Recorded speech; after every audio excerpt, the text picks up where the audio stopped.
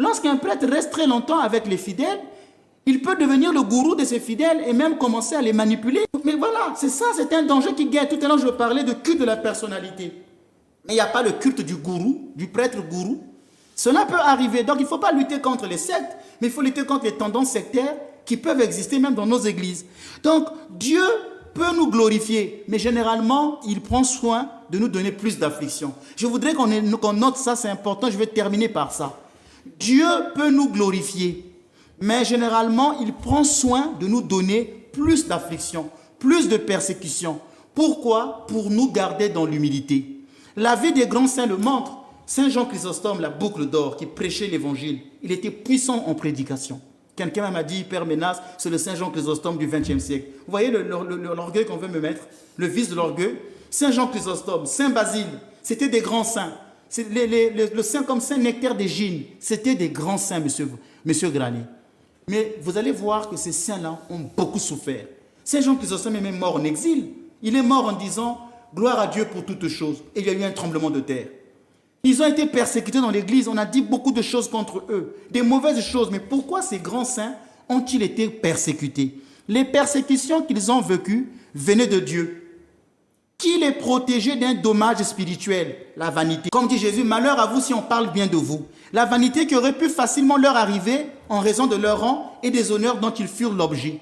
Si on commence à vous louer, vous risquerez de changer. Donc le Seigneur savait qu'il vaut mieux donner des persécutions, il vaut mieux qu'on parle mal de vous, qu'on vous donne une mauvaise réputation, parce que cela va vous garder dans l'humilité. Mais quand on commencera à dire, ah, Père Ménas, c'était un bon prédicateur, c'est le Saint Jean Chrysostome du siècle, Père Ménas, ceci, c'est un grand exorciste, Père Ménas, c'est un théologien, Père Ménas, Père Ménas, Père Ménas, Père Ménas. Bientôt, la vanité va rentrer dans mon âme, je vais me croire de tout, et puis voilà, et puis je me suis, je fréquente les gros chaps, ainsi de suite, et paf, je commence à écraser les autres.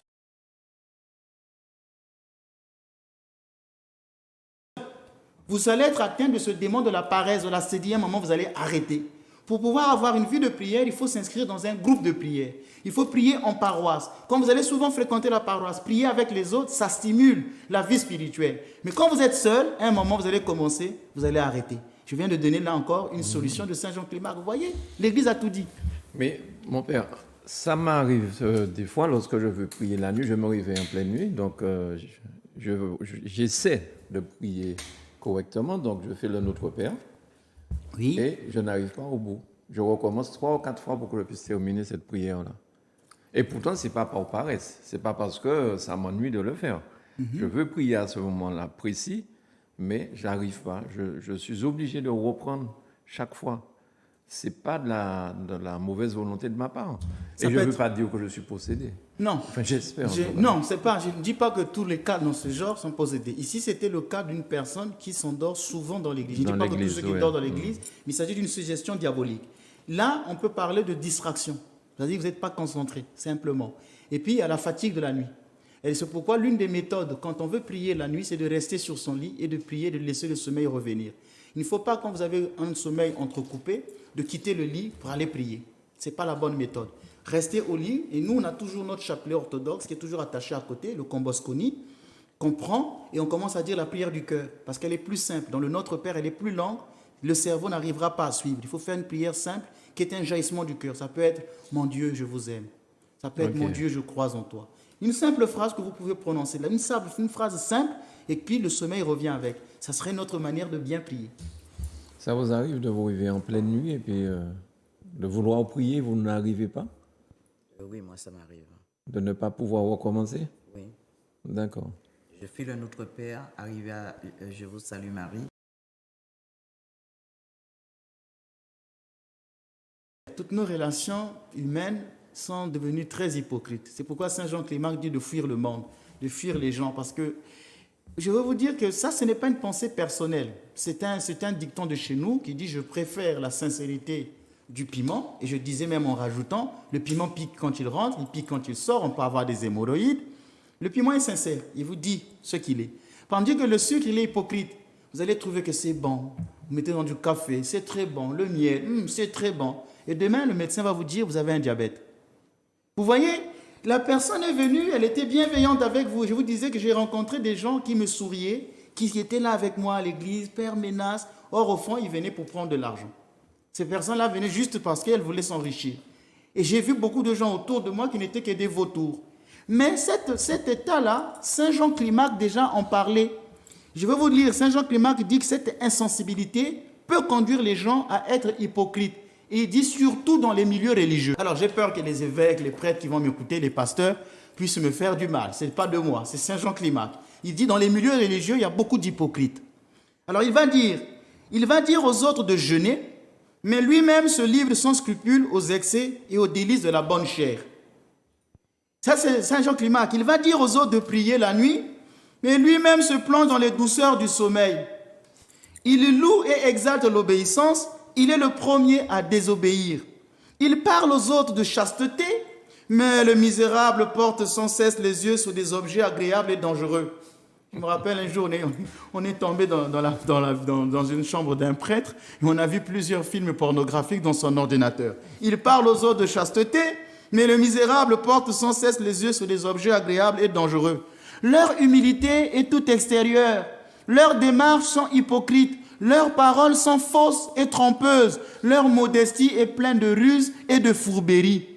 Quand ils se présentent à la table eucharistique, ils y sont sans aucun sentiment de piété. Ils reçoivent et mangent le pain divin comme un pain ordinaire. Il y a des gens qui vont aller communier en état de péché, insensibilité de l'âme, ça ne leur dit rien, comme si l'Eucharistie était un pain ordinaire. Ils sont durs comme des rochers, et leur esprit est enveloppé de ténèbres épaisses qui les empêchent absolument de rien voir. Ils ont une tendance à agir avec légèreté.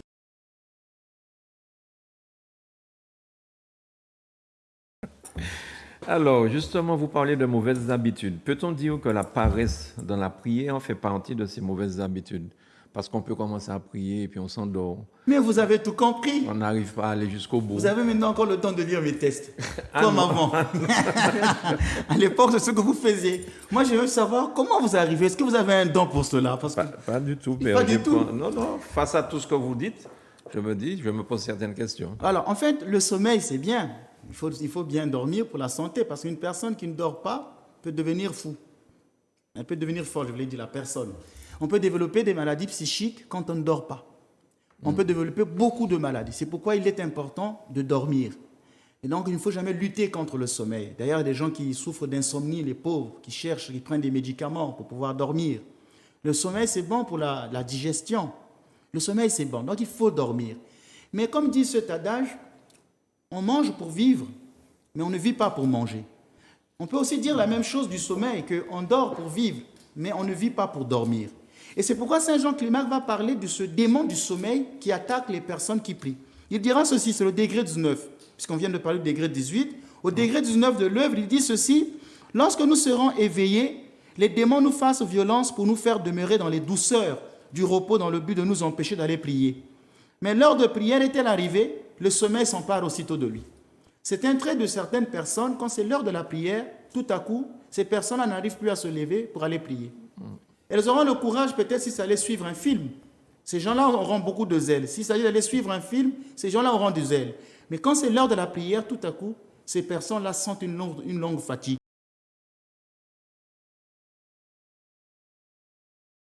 Saint Jean Climac le dit, qu'il y a des gens qui prient pour obtenir un bien spirituel, un pouvoir. Comme Simon le magicien, il est devenu chrétien, mais il voulait simplement avoir le don de Dieu pour impressionner. C'était un magicien. Il a vu que les apôtres faisaient des miracles que lui n'arrivait pas à faire. Il n'a pas laissé de pratiquer la magie. Il est venu dans l'église malgré ses pratiques magiques. Et Saint Grégoire de Nice dira de Simon le magicien, l'eau du baptême n'y restait que de l'eau. Il y a des gens qui viennent à l'église sans changer leur vie, mais ils viennent pour s'accaparer un pouvoir spirituel. Saint Jean Climac dira, ces gens-là mènent une double vie. Il fait extérieurement les exercices spirituels, mais son esprit, ses pensées, son cœur, ses affections sont entièrement selon les maximes du monde. Un pied dans l'église, un pied dans le monde. Ils ne veulent pas se détacher des maximes du monde, mais ils viennent à l'église pratiquer les exercices spirituels sans avoir renoncé au monde. Et ils vont dire après, Dieu ne m'exauce pas. C'est le fameux Mali, Malé, Mala, dont nous avons parlé au cours d'une émission avec Saint-Augustin. Et je disais aux jeunes de composer une chanson de rap. J'attends ma chanson de rap avec Mali, Malé, Mala. Nous demandons des choses mauvaises et notre cœur est mauvais. Nous venons dans l'église juste pour s'approprier des pouvoirs spirituels, mais dans notre cœur est mauvais. Plusieurs personnes donc viennent juste par vanité. C'est pourquoi il faut comprendre les motivations des gens qui viennent pour prier. Et vous arrivez à les repérer, mon père, ceux qui ne viennent pas vraiment prier? Vous savez, j'en ai eu presque 200 dans l'église. Et le jour où j'ai commencé à faire le nettoyage, j'en ai chassé 160 personnes dans ma paroisse. En disant, vous, je ne veux plus vous voir prier ici. Il y en a qui venaient raconter. Mais il est aussi une autre espèce de gloire qui n'arrive que par la ruse du démon. Ainsi que nous l'appelons le Saint-Évangile par cette sentence. Malheur à vous lorsque les hommes vous loueront et parleront avantageusement de vous. Et remarquez que la gloire même qui vient de Dieu peut se changer en vaine gloire à cause des mauvaises dispositions du cœur. Je vais élever le niveau. C'est quoi cette mauvaise disposition du cœur? Je vais terminer par là parce que c'est un saint qui en avait parlé. J'ai préparé mes notes. Il y a un saint qui disait que c'est à cause parce que c'est Saint Isaac le Syrien. C'est un autre livre de la mystique orthodoxe que je ne peux pas développer ici parce qu'il est plus puissant que le Climax. Vous voyez que je ne connais pas que Saint Climax. C'est Saint Isaac le Syrien qui dit que le cœur de l'homme est versatile. C'est ce que je disais, que nous avons vu des gens qui au début étaient humbles, une fois devenus prêtres, évêques, sont devenus des personnes orgueilleuses. Saint Isaac le Syrien dit qu'il s'agit en fait, parce que l'homme est versatile, les louanges peuvent le changer. Si vous dites par exemple à une femme, tous les jours elle entend vous êtes belle, vous êtes belle, vous êtes belle, vous êtes belle, ça peut la changer. Dans ce rapport même avec les hommes. Ou elle peut le croire. Non, mais c'est elle l'est réellement. Ah, c'est réellement. Elle est réellement, elle est belle. Mais ça peut la changer plus tard. On peut développer même des troubles histrioniques. Ça, c'est la psychiatrie. Donc vous voyez que, à cause de la vaine gloire, on peut tomber dans ce qu'on appelle le culte de la personnalité. Et durant la Deuxième Guerre mondiale, nous avons vu les États totalitaires ont mis en scène des chefs infaillibles. Pendant la Seconde Guerre mondiale, en URSS, ex-URSS, en Italie, en Allemagne, Staline, Mussolini et Hitler sont au centre d'un culte de la personnalité. Ils sont les guides infaillibles qui mèneront leur peuple vers le bonheur ou la victoire. On doit obéir, le chef a toujours raison. Le culte de la personne, il est présenté comme un surhomme qui travaille dur de jour comme de nuit au bonheur du pays. Il devient